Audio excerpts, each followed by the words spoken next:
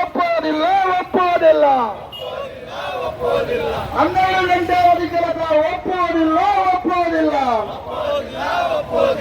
ಜಿಂದಾಬಾದ್ AIUTUC ಜಿಂದಾಬಾದ್ labour code ಬೇಡವ ಬೇಡ ಬೇಡವ ಬೇಡ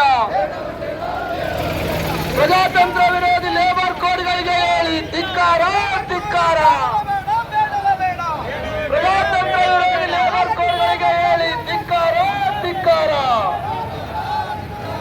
labour code ರದ್ದಾಗಲಿ ರದ್ದಾಗಲಿ ರದ್ದಾಗಲಿ ನಾಲ್ಕು ಲೇಬರ್ ಕೋಡ್ ರದ್ದಾಗಲಿ ರದ್ದಾಗಲಿ ರದ್ದಾಗಲಿ 12 ಗಂಟೆ ಕೆಲಸ ಒಪ್ಪುವುದಿಲ್ಲ ಒಪ್ಪುವುದಿಲ್ಲ ಒಪ್ಪುವುದಿಲ್ಲ 12 ಗಂಟೆ ಒಪ್ಪುವುದಿಲ್ಲ ಕಾರ್ಮಿಕರನ್ನು ಗುಲಾಮಗಿರಿಗೆ ತಳ್ಳುವ 4 ಲೇಬರ್ ಕೋಡ್ ರದ್ದಾಗಲಿ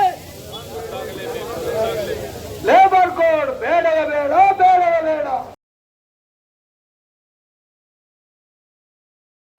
ಹೇಳಿ ಸರ್, ತಮ್ಮ ಹೆಸರಲ್ಲಿ ತಾವೇನಿದ್ರಿ? ನನ್ನ ಹೆಸರು ಯಶವಂತ್ ಅಂತ ಹೇಳ್ಬಿಟ್ಟು ಬಳ್ಳಾರಿ ಜಿಲ್ಲಾ ಗಣಿ ಕಾರ್ಮಿಕ ಸಂಘದ ಜಿಲ್ಲಾ ಪ್ರಧಾನ ಕಾರ್ಯದರ್ಶಿ. ಇವತ್ತೇನು ಕೇಂದ್ರ ಸರ್ಕಾರ BJP ಸರ್ಕಾರ ಏನಿವತ್ತೇನು 4 ಲೇಬರ್ ಕೋಡ್ ತಂದಿದೆ, ಆ ಒಂದು ಕೋಡಲ್ಲಿ ನೇರವಾಗಿ ಕಾರ್ಮಿಕರ ಮೇಲೆ ದಾಳಿ ಮಾಡ್ತಕ್ಕಂಥ ಕಾನೂನುಗಳನ್ನು ಬಹಳಷ್ಟಿದ್ದಾವೆ.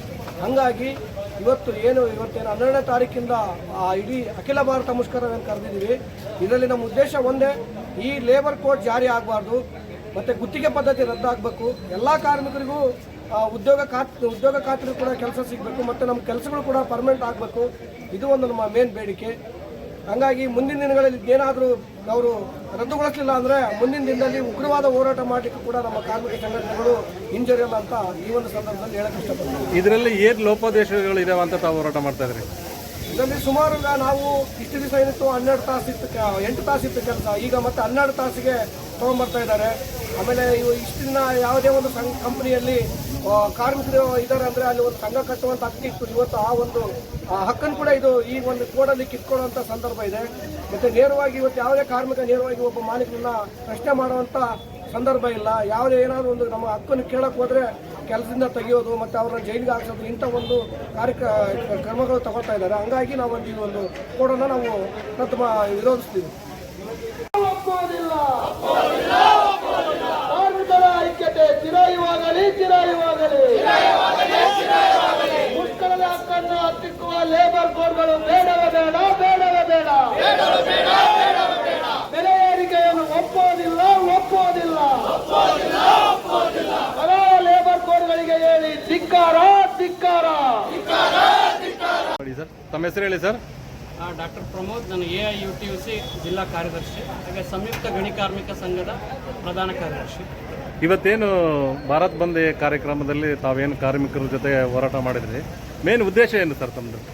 ಇವತ್ತು ಎಲ್ಲ ಕೇಂದ್ರ ಕಾರ್ಮಿಕ ಸಂಘಟನೆಗಳು ಫೆಬ್ರವರಿ 12ನೇ ತಾರೀಕು ಅಖಿಲ ಭಾರತ ಮುಷ್ಕರಕ್ಕೆ ಕರೆ ಕೊಟ್ಟಿದ್ದಾವೆ.